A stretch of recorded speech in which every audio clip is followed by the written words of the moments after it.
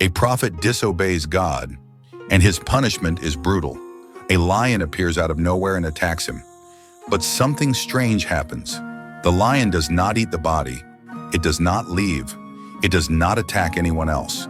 It just stands there, as if guarding something sacred. What really happened here? Was this a divine warning? A sign that some commands must never be broken? Or is there a deeper mystery hidden in this story? It all began when God sent a man of God to deliver a message to King Jeroboam. The king ruled Israel but had turned away from God's ways. He built altars for idols and led the people to worship false gods. This angered the Lord, and so a prophet was sent with a message of judgment. Standing before the altar, the prophet declared, O altar, this is what the Lord says. A king named Josiah will be born, and he will sacrifice the priests of the pagan altars on you. To prove that this prophecy was true, something supernatural happened. The altar split in half, and the ashes scattered across the ground. King Jeroboam, furious, stretched out his hand and commanded, Seize that man! But instantly the king's arm became paralyzed. He could no longer move it. The only solution was to ask the prophet to pray to God to restore his hand. The prophet prayed, and the king's arm was healed. Realizing this man had power, the king tried to convince him to come to his palace for food and drink, but the prophet refused. He explained that God had given him a clear order. Do not eat bread, do not drink water, and do not return the same way you came.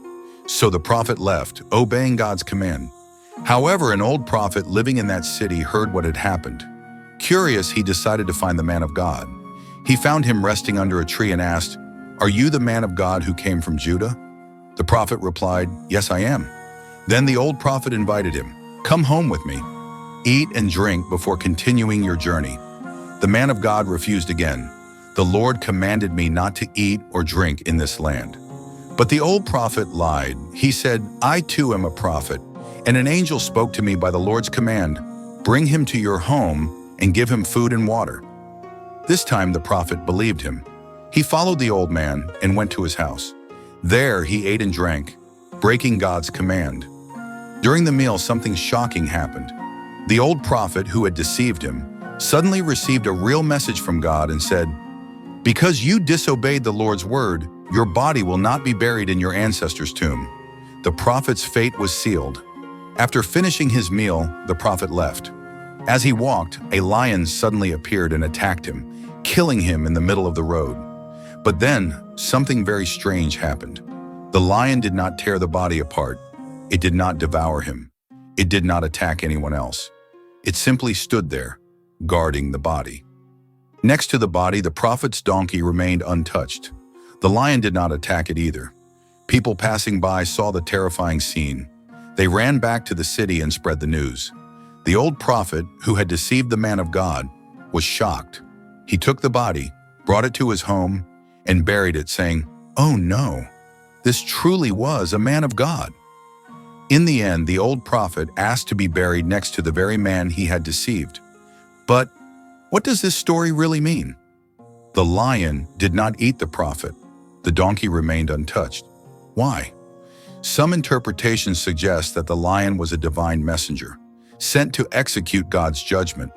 But unlike a normal predator, it did not kill out of hunger or instinct. It killed by God's command. The presence of the donkey next to the lion also reinforces that this was a supernatural event. But the greatest lesson in this story is not just about punishment, but about obedience.